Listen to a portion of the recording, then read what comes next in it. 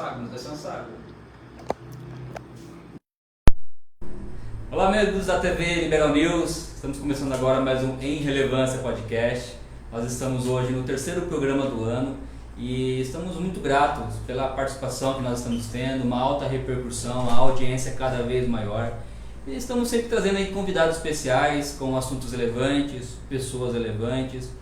Hoje, como já é de praxe, nós trazemos um convidado mais do que especial também, e é o Hassan Kadri. Hassan, muito obrigado por aceitar nosso convite, tá? Seja muito bem-vindo ao nosso programa e sinta-se à vontade aqui no Liberal News. Obrigado, eu que agradeço o convite, estou aqui com o maior prazer. Quero dar boa noite também aos internautas aí que estão presentes assistindo o programa da TV Liberal. E estamos aí para um bate-papo legal e tirar alguma dúvida que alguém tem em relação ao meu serviço, né? E vamos aí, tirando as dúvidas. Maravilha. A gente já tem, eu tenho até alguns pedidos, né? Eu coloquei no Instagram uma caixinha de perguntas para as pessoas fazerem perguntas a respeito aí da sua profissão. É uma profissão ali, com certeza a galera tem muita dúvida mesmo. E o Hassan vai estar respondendo algumas dessas perguntas, contando alguns causos também. Deve ter muita história para estar contando. Bastante. História trágica, história de comédia, deve ter alguma coisa também voltada aí para o meio. Contar um pouco da história, da superação, querendo ou não, é o empreendimento, e todo empreendimento com certeza tem as suas dificuldades, tem as suas batalhas, e a gente vai estar conversando um pouquinho sobre isso. Hassan, eu queria primeiro começar falando da pessoa do Hassan. Conta um pouquinho pra gente da sua história, da onde que vocês vieram, quando chegaram aqui em Mundo Novo. Sim, eu sou nascido em Biporã, no Paraná, próximo a Londrina ali. Meus pais vieram para Mundo Novo no ano de 1978, 23 de julho de 1978. E aqui ele fundou a funerária. Quando veio de lá, meu pai era lojista. Ele tinha loja de roupa lá, ele e meu tio. E na época pegou fogo num quarteirão inteiro de comércio lá, e nesse incêndio queimou as duas lojas que meu pai tinha lá. Nossa! E na época que veio para Mundo Novo, eu tinha um outro tio, irmão do meu pai, que trabalhava com funerária, que tinha uma situação financeira melhor do que a do meu pai, e ele veio e montou a funerária com meu pai aqui em Mundo Novo e montou a funerária com meu tio em Eldorado, em sociedade. E de lá para cá, meu pai foi passando os anos, ele comprou a parte do meu tio, do sócio dele, e passamos a trabalhar, eu e ele e minha mãe na funerária. Mas chegou aqui em Mundo Novo em 77. Em 77, no ano da divisão do Estado. No ano da divisão do Estado. História interessante. Quando vocês vieram para cá, então, ajudou a desbravar também a cidade. Ajudou a desbravar. Aqui era só Areião, né? Era só Areião. Areião e Serraria, o que mais tinha em Mundo Novo, né? Não, maravilha. Então você veio para cá, eram em quantos irmãos? Era você? Nós éramos quatro irmãos. 4 irmãos.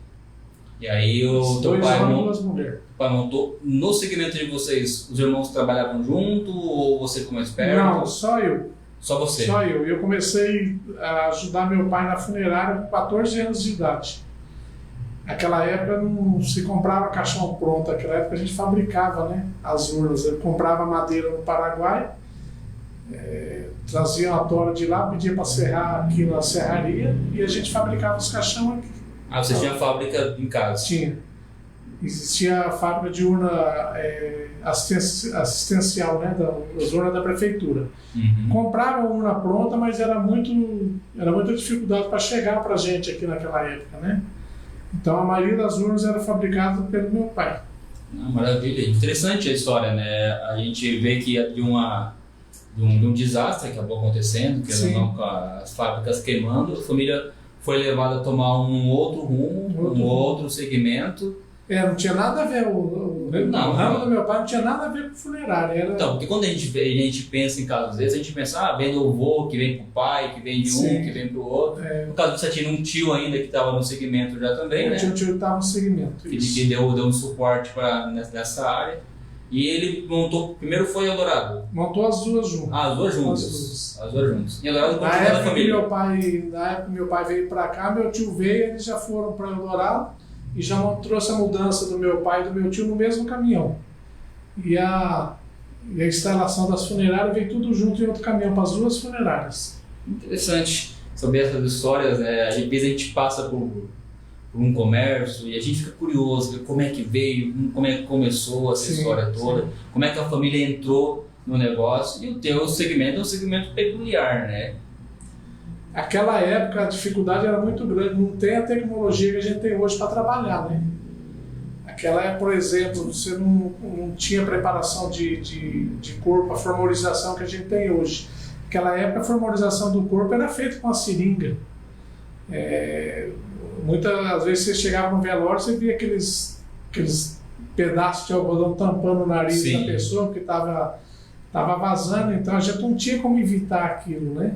É verdade, hoje em dia não se usa mais, nem antes era ouvido e nariz, né? Nariz. Hoje a gente usa o algodão no nariz, mas ele é aprofundado devido ao tipo de preparação que a gente faz do corpo. Hoje a gente tem as bombas e a máquina de sucção, né?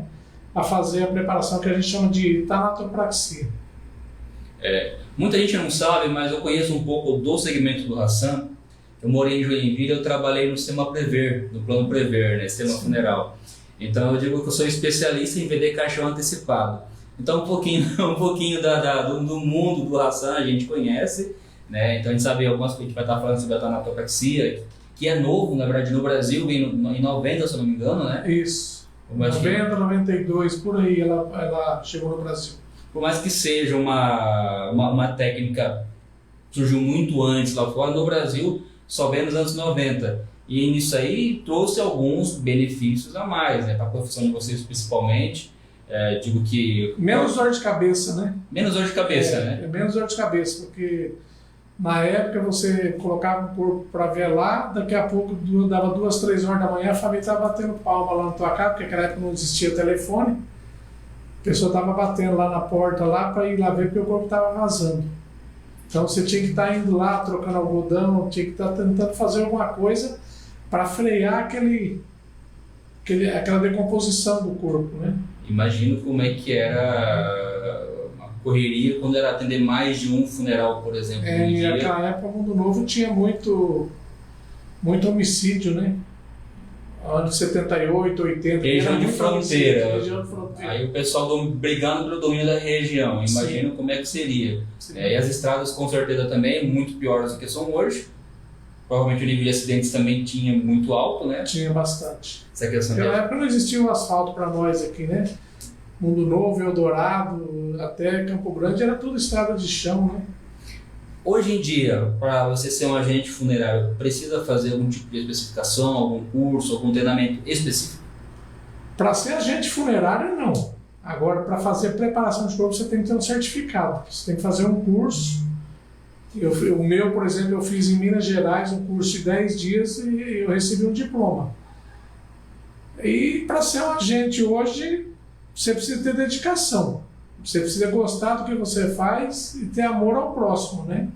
Porque você não está mexendo só com a pessoa que morreu, você está mexendo com o sentimento da família. Então você tem que ter um psicológico bem preparado para aguentar o bombardeio que vem, que às vezes as famílias, eles querem culpar o agente funerário daquele ente querido dele ter falecido. É isso que eu ia falar agora, tem que ter um psicológico muito forte, por quê? Cada família, quando perde alguém, cada pessoa tem uma reação diferente. Sim.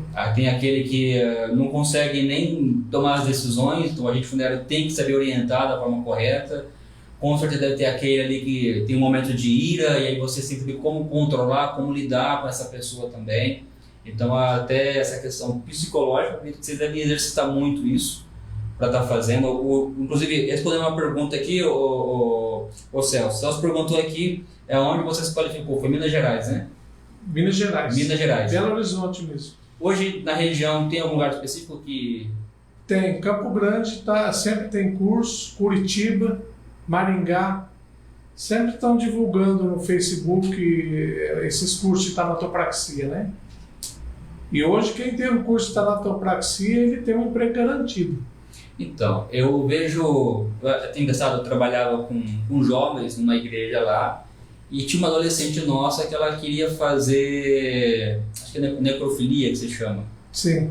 E a gente falava, meu Deus do céu, tanta profissão, você quer mexer com isso? Ela falou assim, vocês não têm ideia do tamanho do mercado que é para isso, né? E querendo ou não, para quem faz, principalmente a de grande, é muito bem remunerado, né? Só que a Canela ela falava, né? Ela tinha interesse de fazer, curiosidade de fazer, mas não era para qualquer um também, não. É que hoje é muito escasso o agente funerário com curso. Você entendeu?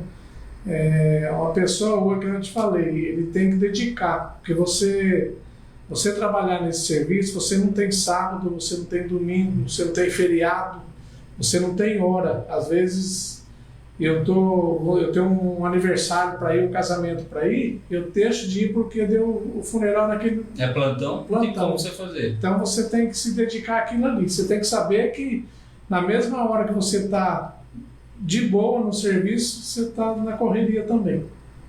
Imagino como é que deve ser. Aqui, a tua funerária atende que cidade? Só Mundo Novo ou algumas na região? Mundo Novo, Japorã e às vezes eu atendo no Salto. No Salto também?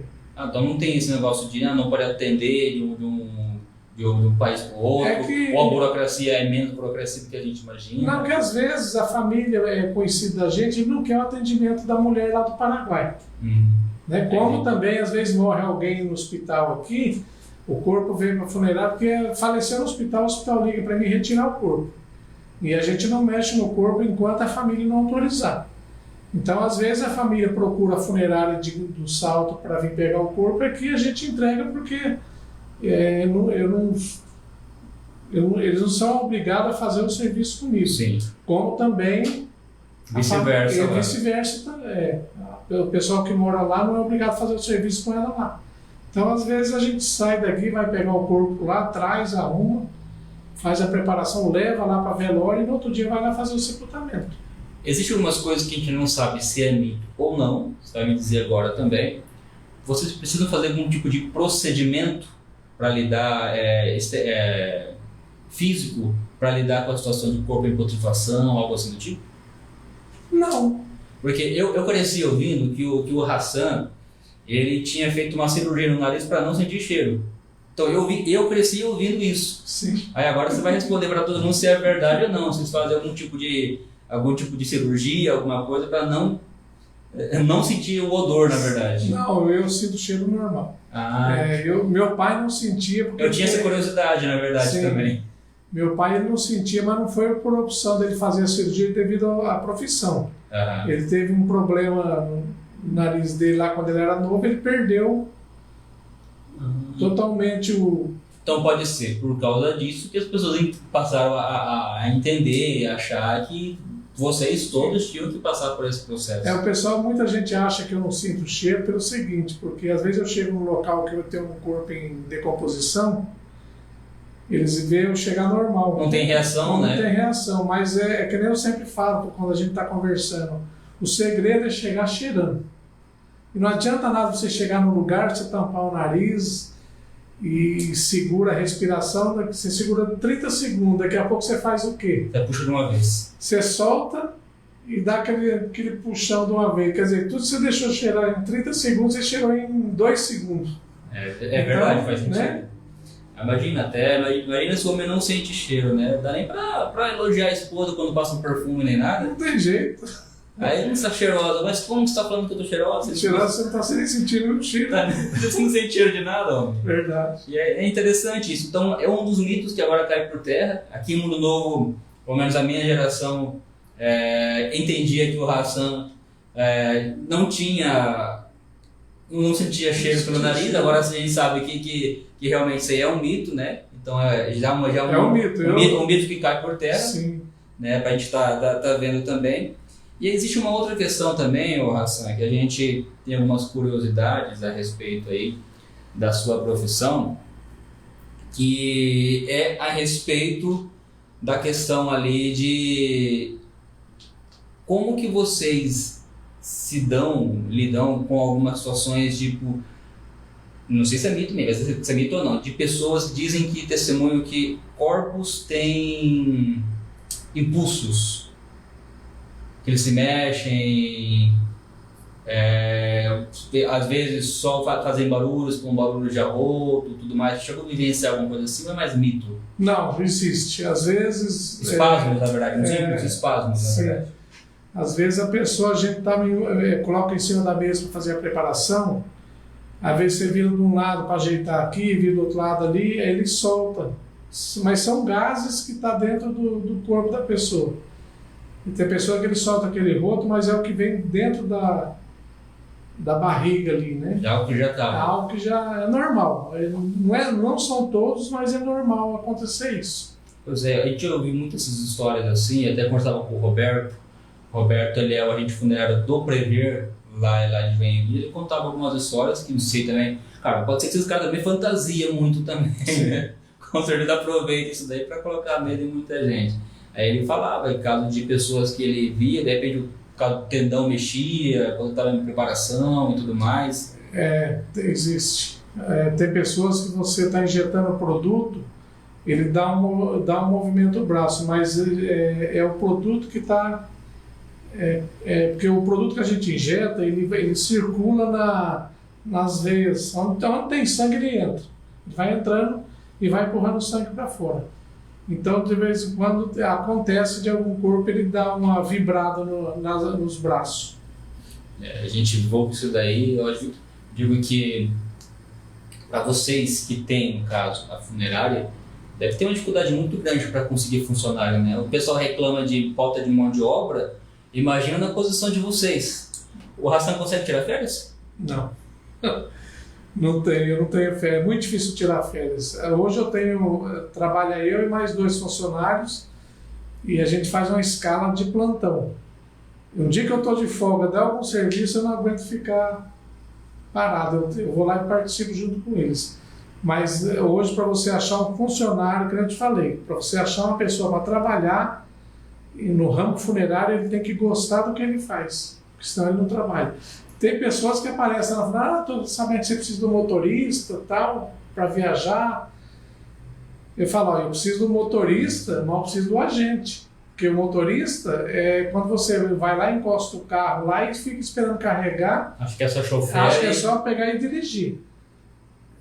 Você vai buscar um corpo em Campo Grande, você vai buscar um corpo em Dourados, lá ninguém te ajuda. Lá você tem que pegar o corpo sozinho. Então eu não preciso de um motorista só, eu preciso de um agente funerário que ele vai lá e vai colocar a mão no corpo e retirar o corpo do hospital sozinho. Hoje o processo de preparação é feito no local, como hospital, ou é feito aqui em Mundo Novo? Não, é feito ali na funerária, aqui em Mundo Novo. Na funerária mesmo? A gente tem uma sala lá preparada, onde tem a bomba de sucção, a bomba de injetar, tem uma mesa, né? É tudo lá no fundo da funerária. Ah, tá. Eu tinha essa dúvida também, porque às vezes vocês buscam ainda vir aí, talvez eu achava que preparava lá e já vinha de lá para cá. Não é preparado. Lá onde a gente vai buscar, a gente só retira o corpo e traz. Aham. Quando é uma viagem muito longa, que a gente vê que vai dar problema no corpo, que às vezes o corpo começa a entrar em decomposição antes de você preparar ele, aí a gente pede para fazer a preparação lá para vir preparado, para não ter problema de fazer o velório depois. Como já aconteceu de eu ter que buscar corpo em Minas Gerais, já fui buscar em Rondônia. E uma das perguntas que até o Celso tinha me recomendado fazer era justamente isso. Qual que é o lugar mais distante que você precisou fazer um traslado? Piauí. Piauí? Fui levar um corpo em Floriano, no Piauí. Quanto tempo de viagem dá uma...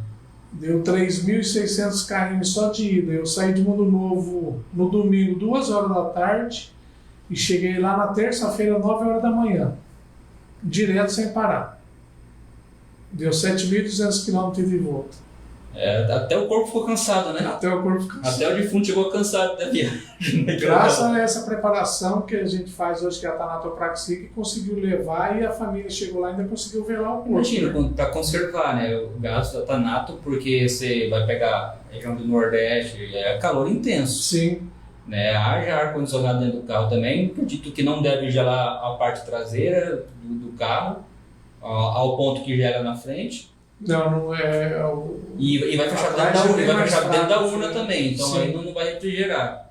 Então olha como que o processo da tanatopraxia ele ajuda também, né? Foi uma coisa muito bem, vamos dizer assim, inventado, né? O médico que inventou isso aí foi muito inteligente. Não, imagina. Porque, na verdade, o que decompõe um corpo, começa a decomposição, não é a carne, é o sangue. Então, é isso que eu E ia o falar. sangue hoje é o que a gente tira, é o que a gente esgota no corpo da pessoa, é o sangue. Aí injeta outro líquido ou deixa assim? Injeta o formol. O formol. A gente faz um corte na artéria aqui no pescoço, né? Você coloca uma cânula para injetar o formol. Esse formol, é que eu te falei, ele vai entrando nas veias sanguíneas e vai empurrando o sangue para fora. O que não sai pela boca e pelo nariz, ele vai para a barriga aqui, para o estômago. Depois, com a bomba de sucção, é feito um furo aqui na barriga e com a vareta, tipo uma vareta de lipoaspiração, a gente suga o líquido que está dentro. Fez a sucção, não tem mais líquido, você injeta um outro formol, que ele é a base de sal. É um formol com sal. O que acontece? Você injeta ele deixa ele curtir 15, 20 minutos, meia hora, e ele vai onde tem secreção de líquido dentro do corpo, ele vai meio que espremendo, né? Uhum. Aí você faz a outra sucção, sugando tudo aquele líquido, para poder depois fazer um tapanamento no corpo. Nossa, é um processo. É um processo. É uma ciência, na verdade. Sim. É uma ciência mesmo. E a gente vê até relatos, as pessoas dizem, né, que até na questão do processo de decomposição dentro do túmulo lá, o corpo parece que demora muito mais para Demora mais. Já aconteceu da gente fazer exumação que o tempo de exumação é de 3 a 5 anos. Isso que eu né? ia perguntar agora. De 3 a 5 anos para você poder exumar e tirar os restos mortais. Já aconteceu de tirar pessoas ali, fazer exumação para colocar outra pessoa da família, com 6 anos ainda ter ainda carne, vamos dizer assim, dentro do caixão. Devido ao o corpo processo. ainda não estava totalmente decomposto. Aqui na nossa região não tem nenhum crematório. Tem algum que vocês têm parceria aqui na região? Morreu alguém da minha família, o desejo é que seja cremado. Vocês conseguem fazer esse trabalho? Sim, a gente tem convênio com a Pax Primavera, ela tem um crematório lá na cidade de Dourados. Né? E tem uma parceria com o pessoal de Cascavel também, que montaram um crematório, está em torno de 1 ano que começou a funcionar lá. Mas Francisco Beltrão hoje tem, então seria Francisco Beltrão, Cascavel, Dourados, Campo Grande, né? Já está tendo essa opção. Ano passado eu levei 2 para ser cremado. Eu me lembro que quando a gente trabalhava com isso, nós tínhamos um crematório nosso, do Plano Prover lá, e eu era campeão de vendas de cremação. Que eu mostrava os benefícios, né, para a família. É até estranho falar de benefício com terra com morte, mas é benefício que você tem também. Hoje, para você ter um terreno num cemitério, é muito caro. É muito caro. Às vezes é mais caro você ter o terreno no cemitério que ter a tua casa própria em vida, por exemplo. Muitas vezes, dependendo da região que você está, acaba tendo isso. E aí a questão da cremação a gente já mostrava. A questão dos benefícios que você tinha disso, a questão da não poluição do solo. Se bem que hoje em dia isso daí mudou bastante por causa das gavetas, né? Hoje no Mundo Novo, por exemplo, está proibido de fazer sepultamento no chão, cova, né? Antigamente você fazia cova, colocava lá e jogava a terra em cima. Hoje, naquela parte nova do cemitério, está tudo sendo feita calçada e está sendo feita as gavetas em cima da calçada para não afetar o solo. Hoje existe uma fiscalização muito grande em relação ao meio ambiente, né? O lençol freático hoje tem que ter uma determinada distância do corpo. Eles fazem um estudo da profundidade da água, onde que ela está mais ou menos, para ver se não vai afetar o solo, né? O nosso cemitério, principalmente, só tem para crescer pro lado da água também. Da água, né? Isso. Tem gente que fala assim, por que não compra mais a parte lá do fundo para estar fazendo? Quanto mais próximo da água, é pior. Se eu falar para você que aquela parte nova onde está agora, que fecharam aquela rua lá, ela já foi liberada mediante multa. O meio ambiente, eles não quiseram fazer a liberação. Liberou porque não tinha mais opção, não tinha mais aonde sepultar, ali na parte de cima, né? Algumas cidades têm um cemitério vertical. Eu acho que para nós, acho que a melhor solução hoje em dia acaba sendo essa, né? Olha, eu Vou falar diretamente para você o que eu penso, o que eu vejo, que vai chegar uma época, porque o problema de cemitério não é só Mundo Novo. Todo lugar que você vai, ele está em nível nacional o problema de hoje de ter terreno para cemitério. Vai chegar um ponto que o caminho vai ser cremar. Então, é aí que está uma solução. Lá onde eu morava, tinha 2 crematórios, mas por quê? Cidade gigante, 600 mil habitantes também, e além dessa questão, quem tem um terreno ali, por exemplo, ali, ele não quer que tira, não quer que faz não coloca no ossário, quer que mantenha ali do jeito que está. Né? E conforme vai crescendo na cidade, o Mundo Novo está crescendo de uma forma extraordinária, e querendo ou não, as pessoas vão falecendo com o tempo. Sim, o tempo vai passando, né? Vai chegar um certo ponto que a população precisa se conscientizar justamente dessa questão da cremação, porque vai chegar um momento que vai ficar inviável para estar sepultando, e cada vez vai ter que tirar as pessoas mais cedo para levar para o ossário para estar substituindo.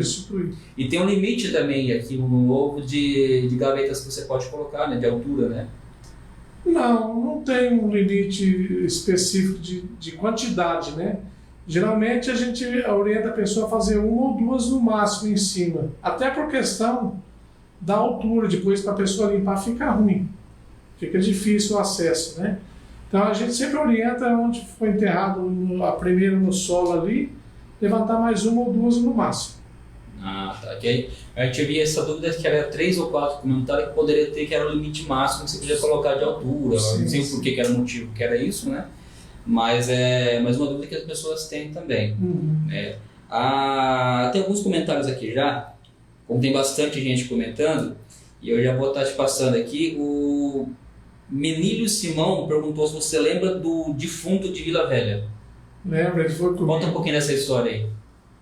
Essa situação aí é aquilo que eu falei para você, que na época não existia a tanatopraxia. Sim.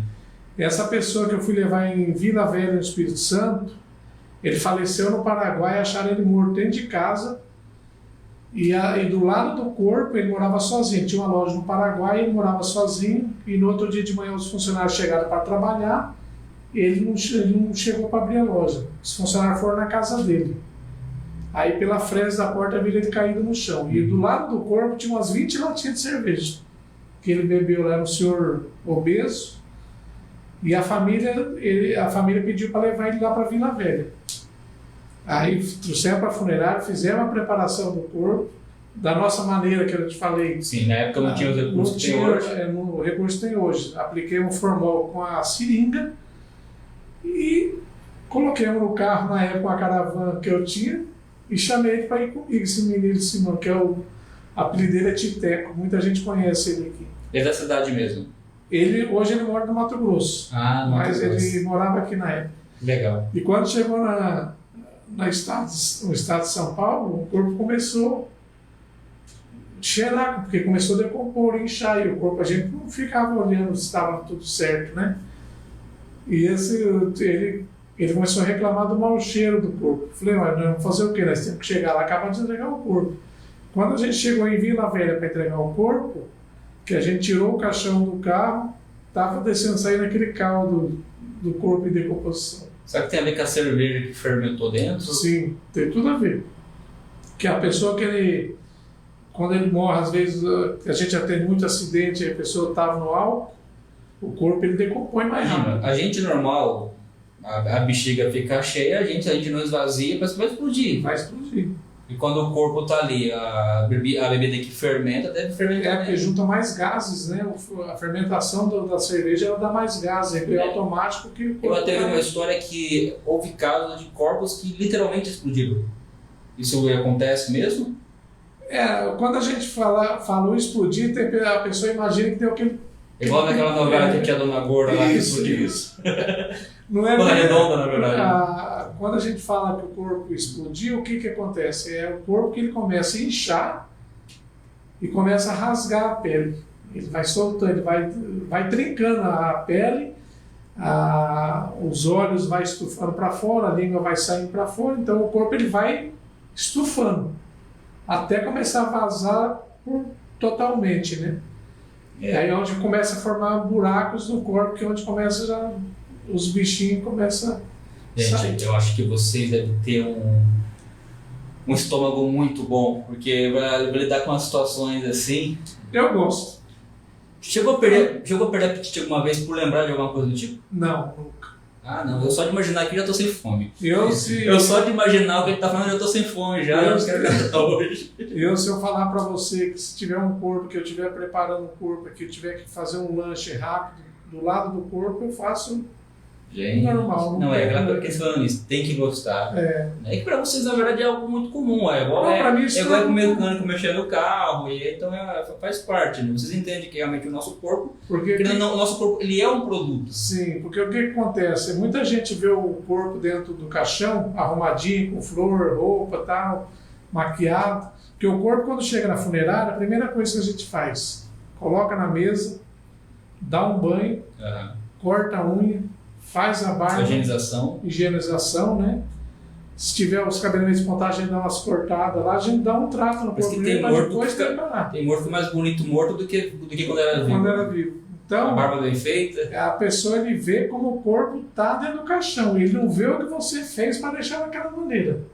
Porque a gente geralmente leva em torno de um corpo normal, morte natural, em torno de 2 horas, 2 horas e meia para deixar o corpo pronto para velório. Sim. Agora, quando é um corpo de acidente, homicídio, suicídio, já é um pouquinho mais demorado. Porque o corpo vai para o Instituto Médico Legal para a necrópsia, geralmente os médicos eles abrem. Então, o procedimento da gente fazer a preparação do corpo é outra, né? É mais demorado um pouquinho. Não, imagino como é que deve ser. Vamos, mais comentários aqui. Minha mãe foi em Lisboa, colocou o grande Hassan, um amigo nos piores momentos. A Maria de Lourdes B. Vieira, meu amigo querido Hassan, comentando aqui. A Miriam Lino comentando, Hassan, estudei com ele e sempre foi uma pessoa de um coração enorme, faz o que pode para que as pessoas deem certo. Colocou o grande amigo, a Miriam Lino colocou. A Ivone Nascimento colocou, hoje, está com 6 meses, que minha bebê faleceu e você trouxe ela de Campo Grande e eu estava com dieta, ela tinha 5 dias de nascimento e você foi incrível trazendo eu e meu marido com ela e ela era uma bebê linda. Olha só como que as pessoas têm um carinho por ti. Sim. Pela forma que você tratou as pessoas naquele momento difícil, né? Eu procuro eu sempre falo para meus funcionários que a gente tem que tratar a pessoa com respeito, porque ele já está naquele momento de dor, né? Então eu não diferencio quem tem dinheiro, quem não tem. Eu sempre procurei fazer o melhor para a família. Sim. Né? Se eu tiver que perder 2, 3 noites de sono correndo atrás de documentação, liberação de corpo para a família, eu procuro fazer o melhor. Então a gente tem esse reconhecimento hoje por causa disso, né? Não, é interessante isso. Estou vendo aqui as pessoas elas falando e acredito que muitas delas já escrevem emocionadas, porque é um suporte. Quando você perde alguém, você não sabe o que você vai fazer. A tua cabeça está passando por 1000 coisas, 1000 sentimentos que você está tendo. E você tem todo um processo burocrático que você passa, o momento difícil, você tem que escolher a urna, em alguns casos tem que escolher a roupa que vai vestir. Muitas vezes, se você não tem o suporte do agente funerário, e tudo tem que ser uma decisão tomada muito rápida. Essa senhora aí que ela perdeu o bebê, por exemplo, ela estava de dieta, que nem ela falou. E eu tinha que eu vinha na estrada cuidando para não dar baque no carro por causa às vezes dava um baque, isso. Ela sentia dor, então a gente procurava vir com o máximo de cuidado possível para vir no conforto, né? Porque hoje tem funerárias que eles não carregam a família. Eles vão buscar o corpo, a família está lá, a família tem que contratar um carro para ir buscar eles. E eu já trabalho ao contrário. Uhum. Eu tenho um carro para viajar que dá para trazer uma pessoa e tenho um carro que dá para trazer 2 pessoas além do motorista. Então eu procuro facilitar para a família, porque é complicado você... Vamos supor, eu vou lá em Campo Grande buscar um corpo lá, eu venho com o corpo lá e a família fica para trás. Você entendeu? Então a gente procura fazer o que é melhor hoje para a família. Isso é bom, é um tratamento humanizado. E nesse momento difícil é o que todo mundo precisa. É o que todo mundo precisa. É esse momento aí, a gente Eu trabalhava lá no plano funeral, esse era um dos diferenciais que tinha a empresa que eu trabalhava. Nós tínhamos, acho que lá era 5 ou 6 empresas de assistência funeral. Sim. E o melhor atendimento era do plano Prever na época, justamente por causa dessa parte humanizada, que tinha todo o cuidado, desde a questão da parte de preparação do funeral, do corpo, da qualidade das urnas que tinha também. Porque tem umas histórias, pessoal, eu morava lá, teve história de empresas que eram contratadas e chegou a cair fundo de urna funerária imagina, aqueles morros, né?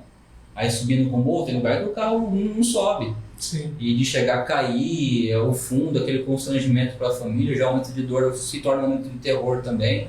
Então, essa questão ali do tratamento humanizado, que o Hassan falou, a qualidade da urna, todo esse preparo, esse cuidado, faz toda a diferença. Eu prezo hoje muito pela qualidade do serviço. Não adianta eu chegar e fazer um serviço de qualquer jeito para a família ali, a família pode não falar para mim, mas ela vai reclamar para outro. Como eu já ouvi muitas famílias de pessoas que veio de fora pronto, eu faço só a complementação, né? Uhum. A família vinha reclamar para mim que o corpo ficou mal arrumado, mal preparado. Por quê? Porque ele conhece o meu serviço. E pessoas que foram no velório chegaram a falar para mim, Hassan, não foi você que arrumou esse corpo, já veio pronto, né? Vê a diferença. Vê a diferença do serviço da gente. Eu cobro muito dos meus funcionários isso aí. Eu falo, vocês façam. Quando eu estou viajando, por exemplo, eles arrumam e mandam a foto para mim antes de entregar o corpo para a família. Uhum. Se eu ver alguma coisa que eu não gostei, eu faço eles mexer de novo e arrumar. Não, faz toda a diferença. A gente não perde nada em fazer isso. Não. A gente não perde nada. Só ganha. Só ganha mesmo. A Giovanni Bozó colocou: amo o Hassan, ser humano incrível, boa pessoa, trabalhador, honesto, humilde, coração puro, melhor pessoa do mundo. Bom, depois desses tantos de elogios aqui, tem que ser a melhor pessoa do mundo. Tem que ser melhor, né? Que maravilha, muito carinho ver ele aqui. Antônio Dias Ferreira, dando bom dia, boa noite, Antônio Dias Ferreira. O Félix Andrés Vera, grande abraço ao meu amigo. Dr. Félix. Dr. Félix? É o Dr. Félix. Legal. É meu amigo Hassan. O Pisquila acompanhando a gente também aqui na nossa live. A minha mãe colocando parabéns pela entrevista, um assunto muito importante e com certeza esclarecedor. Havia algumas coisas vindo ainda mais esclarecedoras ainda. A Enisete Zorzan, boa noite. Hoje o histórico Hassan assumiu o trabalho de seu pai, o senhor Naef. Naef que se fala, né? Naef, um grande empreendedor. Deus abençoe sempre o seu trabalho, Hassan. Jefferson sempre reconhecendo os diversos trabalhos nas empresas. Parabéns. A Rafaela Pelissari. Hassan atende a família com muito respeito e empatia naquele momento de dor. Excelente profissional. Aí, a minha mãe pedindo para você contar aquele caso que a gente estava conversando antes, que é a respeito do meu avô. Pessoal, olha como é que a atenção devida para a família e para o trabalho faz toda a diferença.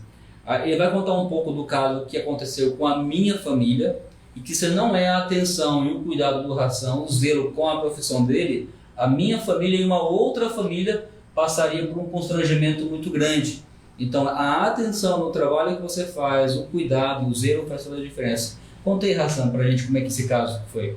O caso do avô dele, o que aconteceu foi o seguinte: o avô dele faleceu no hospital universitário na cidade de Dourados, na época da pandemia, que o que mais a gente tinha era caso de Covid, óbitos de Covid. Quando o avô dele faleceu, eu fui pegar o corpo numa ala de só tinha óbitos de Covid. E quando a gente vai retirar o corpo lá, a gente assina um papel na recepção, e na hora de retirar o corpo lá, tem que ter uma pulseira na mão do falecido e um papel em cima do corpo com o nome da pessoa. E por coincidência, naquele dia, tinha 2 óbitos com o nome de Antônio. Tinha o Antônio Lisboa, que era o seu avô, sim, e tinha um outro Antônio. Só que antes de eu chegar a retirar o corpo do seu Antônio Lisboa, chegou uma funerária para retirar o corpo do outro Antônio. E ele chegou lá, a funerária lá de Itaporã, chegou lá, retirou o corpo e levou embora, não verificou o nome, se era o nome do falecido que ele tinha ido buscar. Quando eu fui pegar o corpo do seu Antônio Lisboa, eu cheguei lá, abri o saco que é colocado o corpo dentro para remoção, E eu gosto de verificar pelo reconhecimento do corpo, não pelo nome do papel, porque eles podem colar errado também. Né? Quando eu abri o saco plástico lá, eu vi que não era o Seu Lisboa. Imediatamente eu liguei na recepção e falei, olha, o corpo que eu vim pegar aqui no morgue não é o corpo que eu vim pegar do Seu Lisboa. Eu acho que ou alguém levou o corpo errado ou ele não chegou ainda no morgue aqui. Aí a mulher da recepção falou, não, mas o corpo já está aí, não tem como pegar errado. Aí foi onde eu questionei ela, falei, escuta, veio alguém pegar mais algum corpo antes de mim aqui? Ela falou, veio o pessoal de Itaporã, que é uma cidade de 30 quilômetros de Dourados ali. Aí imediatamente ela ligou na funerária lá em Itaporã e eles verificaram que eles tinham pegado o corpo errado. Então se eu chego ali, coloco o caixão, pego o corpo sem verificar, eu tinha trazido um corpo errado para Mundo Novo e a família tinha levado o corpo errado para Itaporã. Ia dar mais transtorno para a família. E além do transtorno, poderia gerar algum risco, né? Porque o outro corpo morreu de Covid. O outro corpo morreu de Covid. O corpo que eles levaram, que eles deixaram lá para mim, era o corpo que estava com Covid. Então tinha, na verdade, além de tudo, ainda um risco de contaminação. Existiu o risco de contaminação. Então olha a importância do zelo da profissão, você cuidar de cada detalhe. Porque às vezes você pega uma viagem longa daqui até Dourados, a pessoa quer chegar rapidinho e já voltar o quanto antes para fazer o serviço e pronto. Agora, se não tem esse cuidado, aí a gente vê a diferença do trabalho do Hassan, né, que cuidou de cada detalhe, foi ver, esse ponto de verificar se realmente é isso que aquele corpo é o corpo que estava lá, fez toda a diferença. Imagina o constrangimento que a família ia passar, depois ia ter que um trabalho de trocar todos os corpos de novo, ia voltar ainda. E o tempo que a gente vai perder, né, que tem que voltar para trás e... Até, inclusive, a assistente social do hospital me chamou lá e me parabenizou pela minha atitude. Ela falou, são poucos que eu vi até hoje fazer o que você fez. Que é verificar, abrir e verificar se é a pessoa que você veio buscar mesmo. Você falou a respeito do Covid, vamos entrar no assunto do Covid. Como é que foi para vocês? Porque, de repente, bem que aqui em cidade pequena foi mais lento o processo, né? Mas cidade que tiver aquele tamanho gigante de morte uma atrás da outra, porque o preparo não é o mesmo que vocês fazem normalmente. Caixão, geralmente, vocês não devem ter um estoque muito grande com aquele lacre especial para quem tem o Covid. A Covid, para nós, foi um tempo de terror, né? Que a gente tinha que lutar com a família, assim, modo de dizer, que a família queria velar. Sim. E eu não podia autorizar aquele velório.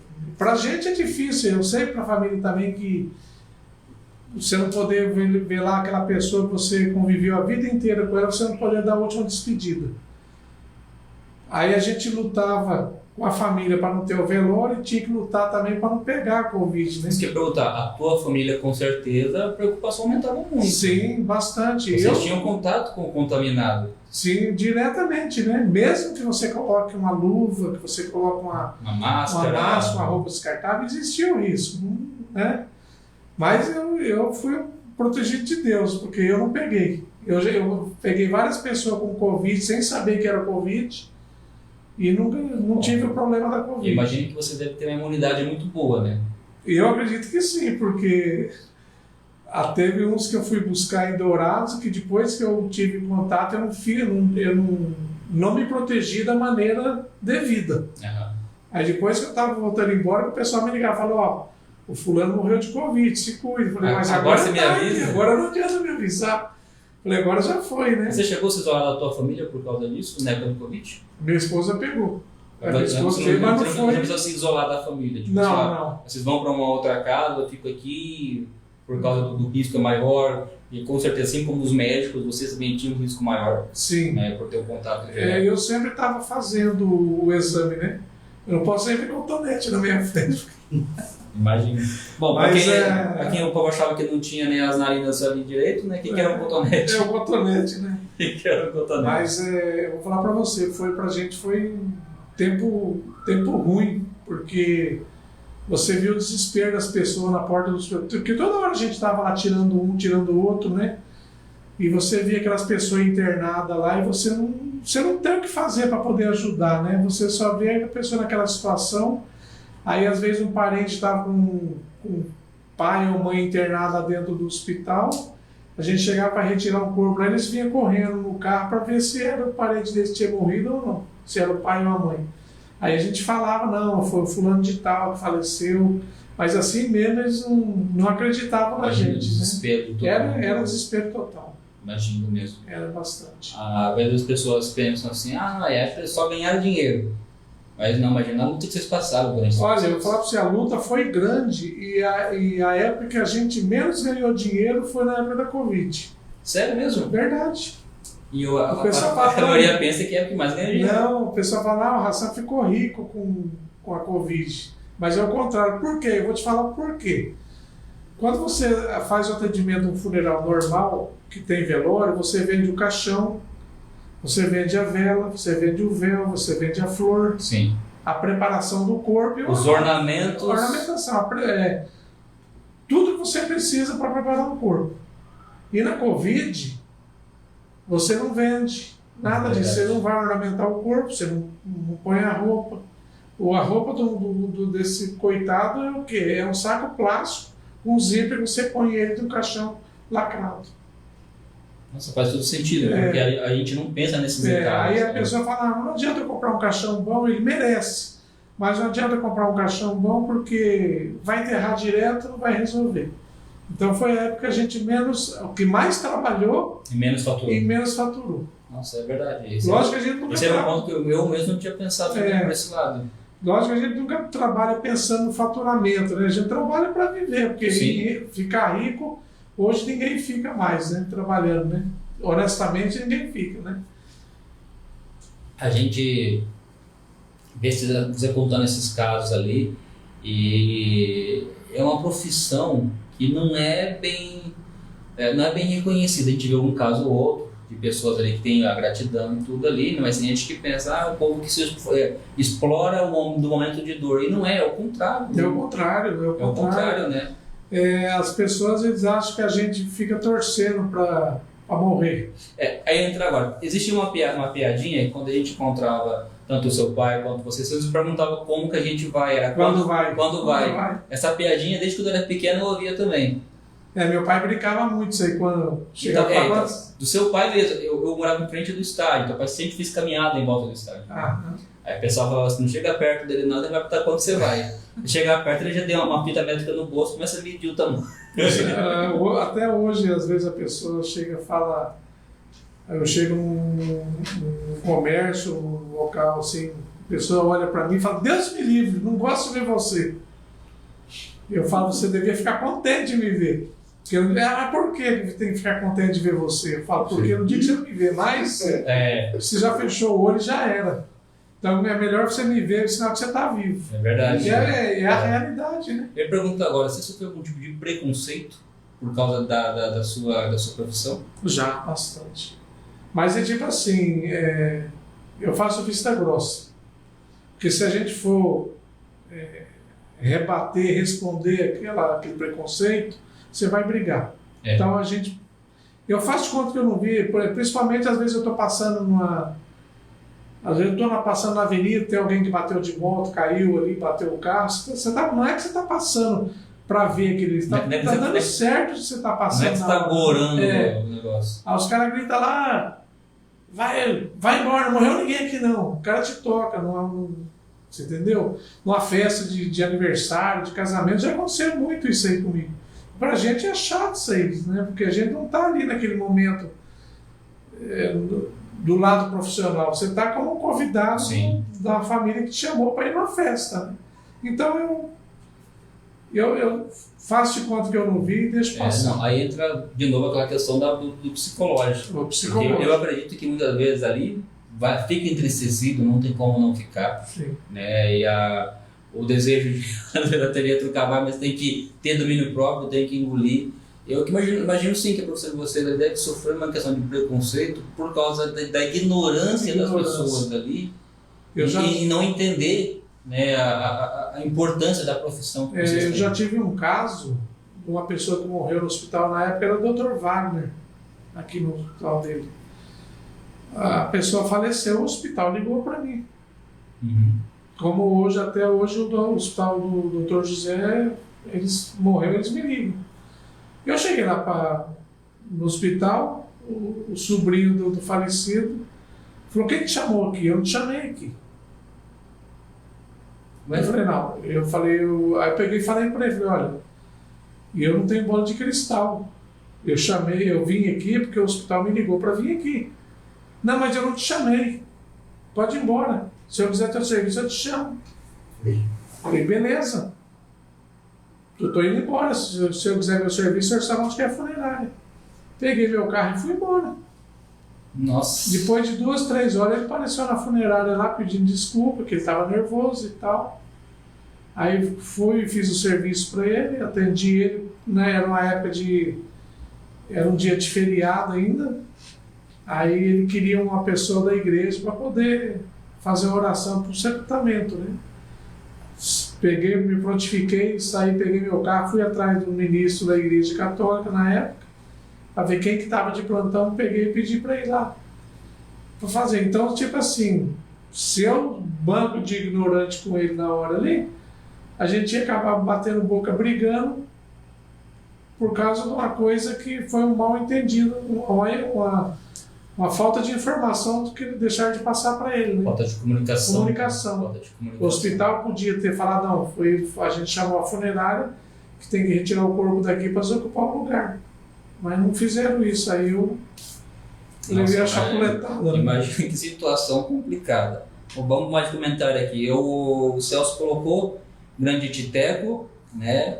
Me chamou de entrevistador frágil, que eu falei a respeito de não conseguir comer muitas vezes, só de imaginar. Só que vai mais além, Celso. Eu vou contar que eu sou mais frágil ainda do que você imagina. Eu descobri que eu tenho necrofobia. Só que o meu negócio, eu não tenho problema com cadáver.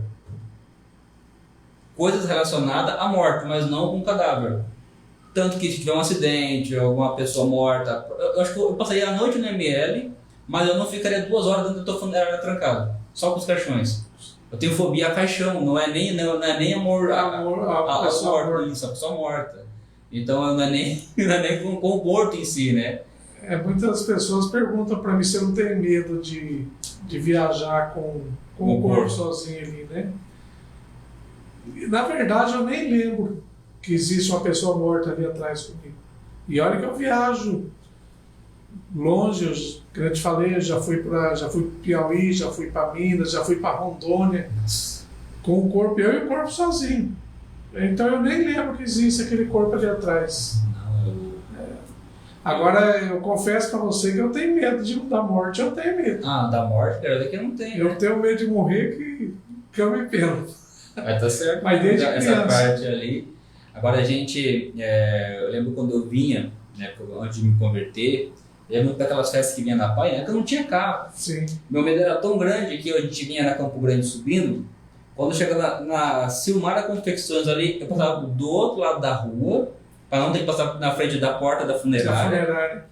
Aí quando eu chegava, passava na rotatória, aí eu mudava para o outro lado do Bradesco, né? Eu não conseguia passar na frente, né? Então você vê como é que são os medos bobos, né? A gente tem algumas coisas. Até hoje a gente está às vezes dentro da funerária lá, você vê pessoas passar na frente da funerária, ele passa se benzendo como ele estivesse passando na frente da igreja matriz.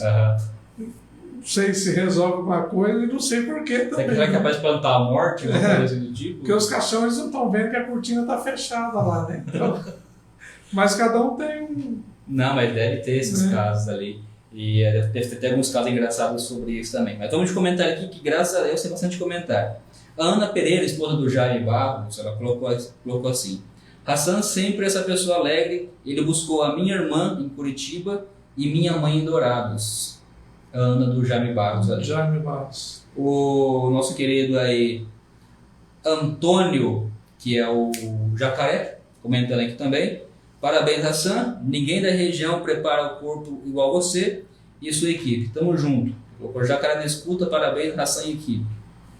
O seguinte, Exposito acompanhando a gente, a Leonice do Sérgio Bolota, a Miriam comentando mais uma vez. Quando eu soube que era o Hassan a ser entrevistado, fiquei muito feliz, porque é uma pessoa que merece muito ser enaltecida em vida. Parabéns, Robertson, pela visão.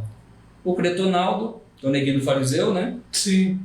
Parabéns, Hassan, pelos bons serviços prestados. Agnaldo Paixão, meu vizinho. Deus abençoe, vizinho. Obrigado pela audiência. Boa noite, Hassan. Boa noite, Robson Lisboa. Parabéns pela entrevista. E o Celso comentando aqui a Látia protegeu do Covid. Sim. Minha família é grata por você sempre. Que Deus te abençoe e sempre ilumine. Minha mãe colocou. Fabiane Vilar, Hassan, grande profissional. E aqui o Menino perguntou de novo. Pergunta para o Hassan. Quando foi levar um defunto em Almirante da Mandaré e bateu a caravana com o defunto dentro? Aconteceu isso?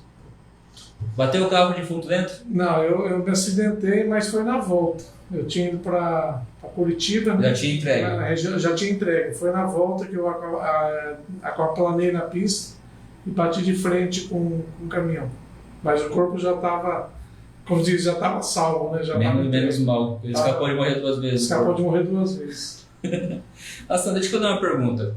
Você tem alguma situação com famílias a ponto, tipo assim, uma coisa tipo a família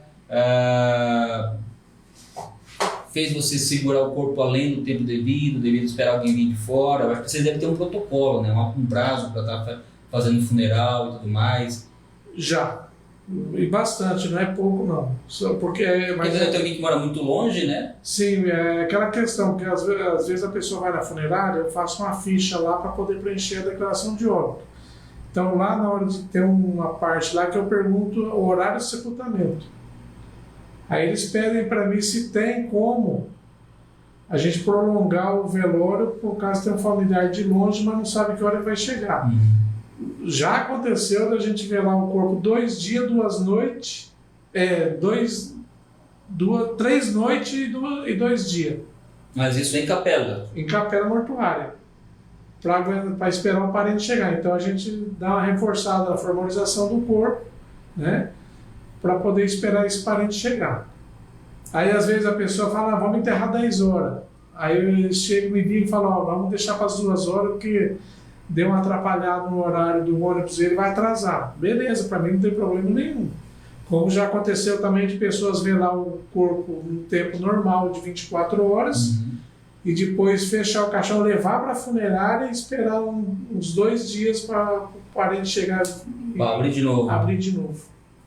Já aconteceu muito isso. Cada história que acontece. Mas a gente consegue fazer isso graças à tanatopraxia, né? Se não tivesse a tanatopraxia, ele ia contrifar ali. Já ia ser complicado. O Johnny Meira, lá da revista, ele pediu para você contar a história do Orandir, que pegou a balsa para chegar junto com o Hassan no velório. Papa defunto. O Orandir era o Papa defunto. O Orandir, ele sempre foi um parceiro nosso, né, em questão de ajudar a buscar corpo. Ele viajou muito comigo, né? O Orandir, ele ia viajar comigo buscar corpo para o Rio Grande do Sul, Santa Catarina. E era com gosto, né? Porque... E ele sempre gostou. E às vezes, aqui em Mundo Novo, quando falecia alguém, tem pessoas que procuravam o Orandir primeiro para depois procurar a funerária. O Orandir chegava com a família. Ele era parceiro da família e ajudava. E naquela época que aconteceu isso aí, o Orandir, ele e o finado Tião Barbudo, que era vereador, ele falava, mas não é possível, todo velório que eu vou, o Orandir está lá, mas eu vou, uma hora eu vou dar rasteira nele. Eu não sei se é da tua época, se você lembra, quando o Paulinho do Suquinho faleceu de acidente na região de Cascavel. Não. Ele bateu de moto lá na região de Cascavel e faleceu lá. Aí na época, meu pai foi buscar o Paulinho lá. O que o Tião Barbudo fez? Ele falou, não, eu vou lá na balsa esperar o turco chegar com o corpo lá do lado de cá e eu vou acompanhar. Quando eu chegar do novo, eu chego junto com o corpo, vai perder para mim. O que aconteceu? O Orandir, ele foi e atravessou para o lado de lá da balsa. Ele foi para Guaíra. E quando meu pai chegou na balsa, ele veio junto com meu pai dentro do carro.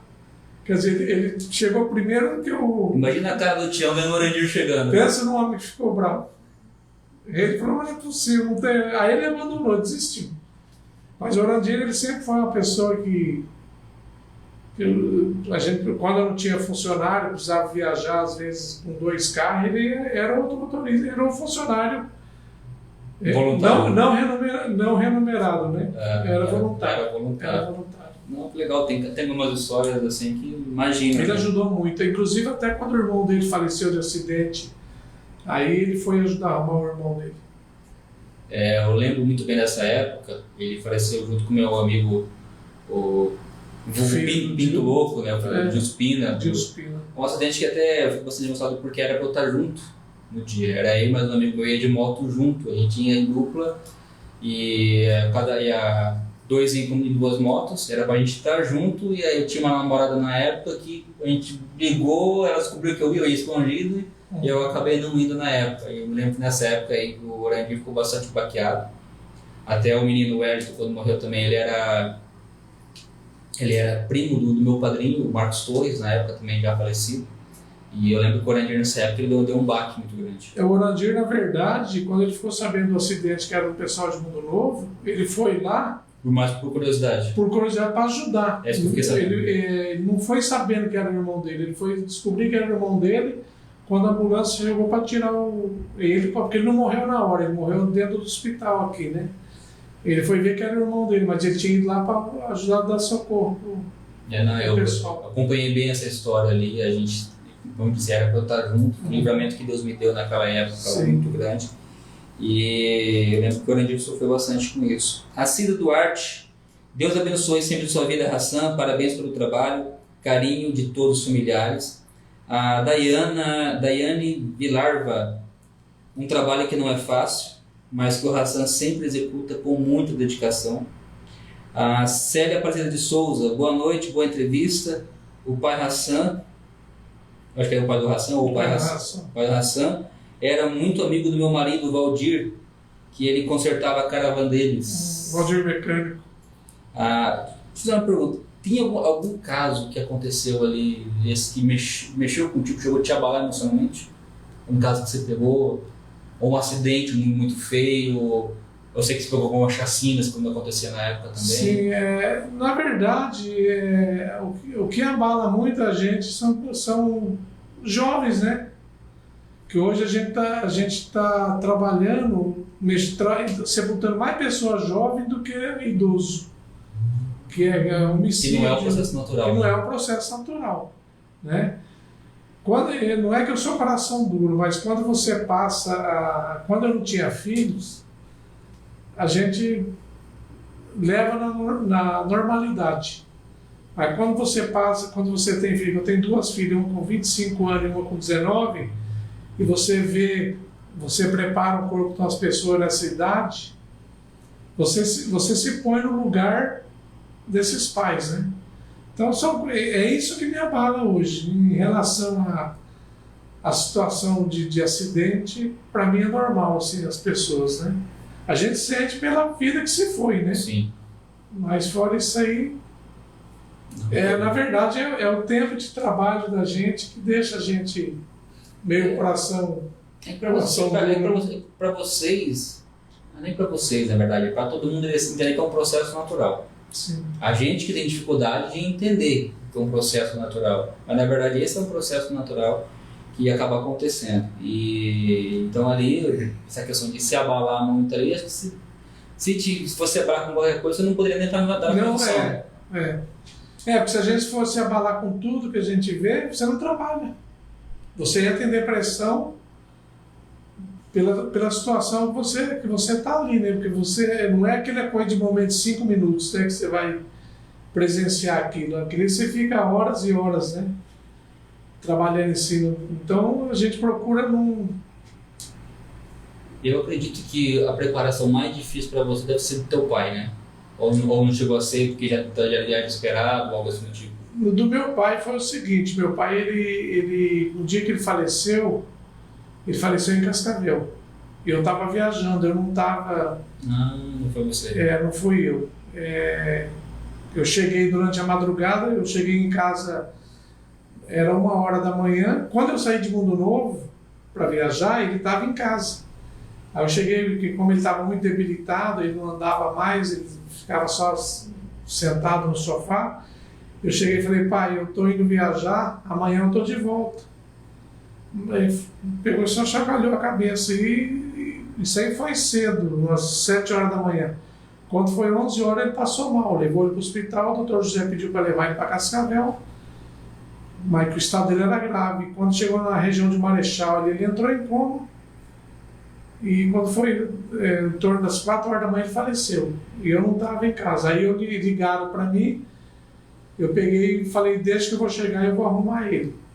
Aí os amigos meus de funerária, da região, o pessoal de Guaíra, de Moarama, Terra Roxa, eles falaram, não, nós vamos buscar ele lá, nós vamos arrumar, você só deixa a roupa dele separada, se vocês querem que põe, o caixão, que a gente vai buscar ele. Nossa, então legal, não deixaram... Legal a atitude deles, é, muito bonita. Então eles foram buscar ele lá, e foi uma coisa bem bonita, porque se juntou todo o pessoal da região, de Guaíra, Terra Roxa, Moarama, o pessoal de Ponta Porã, Dourados, eles vieram para Guaíra acompanhar a preparação do corpo, e quando eles trouxeram o corpo do meu pai para a capela, foi só os agentes funerários que carregaram o caixão Nossa, dele. que cena bonita. Todo mundo de terno preto, gravata, e carregaram ele para a capela mortuária. Então eu não tive acesso em arrumar meu pai. Eles respeitaram o teu momento de filho momento, ali. Nossa, eu estava morando fora quando isso aconteceu, né? Nem imaginava. Era uma história que mostrou a união da classe. Meu pai era um cara muito amigo. Ele, todo tempo que você conversava com ele em velório, você só via ele dando risada, contando piada. Então o pessoal sentiu muito a morte do meu pai, né? Uhum. Tanto que na hora de levar ele para Londrina, que ele não foi, meu pai não foi sepultado aqui, ele foi sepultado na cidade de Londrina. Foi um carro da funerária de Ponta Porã, da Pax Primavera, que levou ele para Londrina. Então eu não tive assim contato com meu pai para arrumar nada, eu só velei ele, né? Nossa, que interessante, história, como eu falei, história bonita mesmo, uma classe unida, classe né? unida. Mostrou o respeito que ele tinha com os demais, dos demais, inclusive, sim, né? Sim. Dos demais, e isso a gente fica até emocionado agora, você contando a história aí mais ou menos, imaginando, né, a cena. É maravilhoso. O Celso perguntou se você já chegou a preparar um grande amigo seu. Já preparei. Já preparei pessoas, não foi vários, né? Pessoas que se formaram comigo no magistério, que estudaram comigo, que a gente conviveu, tipo assim, da 5ª série até o final do magistério. Quando eu reprovei, ele reprovou também, então eu já arrumei vários, sim. É uma coisa meio de doido. Já chegou a conversar com o defunto? Assim, tá conversando, morreu um amigo seu, ei, amigo, lembra daquela época, disso, aquilo? Já. E aí, aproveitar o momento para desabafar, conversar. Chegar e dar um tapinha assim, falar, ei, cara, você foi embora cedo, tempo bom que a gente viveu, conversar como eu imagino, né? Porque ali você tá tendo o teu último momento, que não você, o teu último momento com aquela pessoa. Com aquela pessoa. Senão eu já conversei. Viveu história, com certeza naquela hora veio alguma lembrança de algumas histórias que vieram juntos. Sim, sim.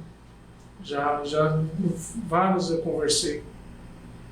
Nossa, a gente vê a questão da profissão igual do Hassan aqui, né, pessoal? E muitas vezes a gente não valoriza a profissão, não valoriza o profissional. Olha quantas pessoas mandaram mensagem aqui mostrando a gratidão por tudo quanto o Hassan tem feito.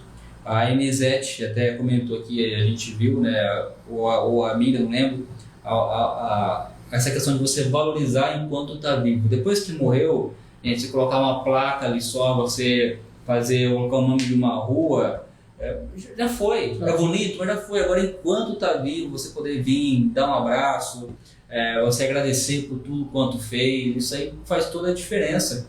Pra gente que trabalha com a funerária, é gratificante, né? A pessoa reconhecer teu trabalho, é que nem eu te falei, tem hora que você leva pancada para todo lado, que a pessoa ele está naquele momento de dor, ele acha que o agente funerário tem culpa da pessoa ter morrido, né? Mas como também tem pessoas que ele chega, ele agradece pelo que a gente fez, pelo bom trabalho, pela atenção, porque ali na funerária, a pessoa vai ali, eu atendo ele do começo ao fim, até quando tem a certidão de óbito, pronto, a família não tem aquela preocupação em ir no cartório e registrar o óbito. Eu já pego os documentos, já entrego o documento prontinho para eles, não tem que correr atrás de nada. Isso ajuda bastante. Hoje você tem parceria com o Pax. Pax. Então hoje a pessoa quiser fechar um plano funeral, ali consegue fechar o plano funeral para estar pagando mensal. Isso, eu faço atendimento da Pax Primavera, da Prev, né? Às vezes eu atendo o pessoal do Prever, que talvez tenha algum associado, a pessoa paga lá em Maringá, vai ter um familiar que mora aqui, eu atendo eles, seguradora. Né? Lembro que tinha essas parcerias eles também, até com o limite de traslado, que eles ajudavam também, a parte da família, Sim. Né? Que é parcial, na verdade, é parcial. Né? A cobertura parcial. Na verdade, quem liga para mim é o próprio, vamos supor, o Prever, né? É que eles ligam para a central e a central ligam para a central liga para mim. Aí eu já tenho a gente já combina um preço lá, a família não se envolve, né? Eu já tenho um preço acordado com o Prever, eles façam o atendimento, faço a nota fiscal, eles me fazem o pagamento. Como a Pax Primavera é a mesma coisa, né? Faço a nota fiscal, já tenho um valor acordado, o tipo de serviço que é para ser feito, eu faço a nota e envio para eles, a família não tem essa dor de cabeça, tem que estar correndo atrás, né? Maravilha. Hassan, estamos chegando aqui a mais de 1 hora de entrevista, estamos indo para a parte final. A Célia Aparecida comentou aqui mais uma vez que o pai do Hassan era amigo de todos, foi o Hassan que buscou meu marido em Umuarama, ambos eram amigos de gratidão, né? A Ana Pereira comentando mais uma vez que você é um excelente profissional e acredito que toda a população é grata pelo serviço prestado por você, Hassan. Obrigado. Eu me sinto honrado, pessoal, em poder estar entrevistando o Hassan aqui. Eu não sabia que era a primeira entrevista que ele tinha dado, né? Então aí agora vai chover entrevista, tá? Prepara autógrafo aí, prepara ali a... eu até quero pedir desculpa. Prepara as redes sociais para as fotos. Eu não sou especialista em dar entrevista, né? Então eu estou começando agora. Vocês vão desculpar se eu não me expressei bem nas minhas palavras, né? Mas a gente vai se adaptando aos pouquinhos, a gente vai... Pessoal, eu acredito que o Hassan ele tinha muito caso para estar contando. Casos engraçados, inclusive. Alguns casos dramáticos. Ele contou já alguns casos ali, igual esse do Orandir, que eu não esperava também ali. Essa disputa do Orandir e do Tião para ver quem chega primeiro, né? Para ver quem chega primeiro aí. É até uma pena que o Orandir não está aqui na live para poder contar alguns casos também, deve ter alguns casos. O Orandir tem bastante. Se um dia vocês convidarem, ele vai contar muita história. Eu vou convidar.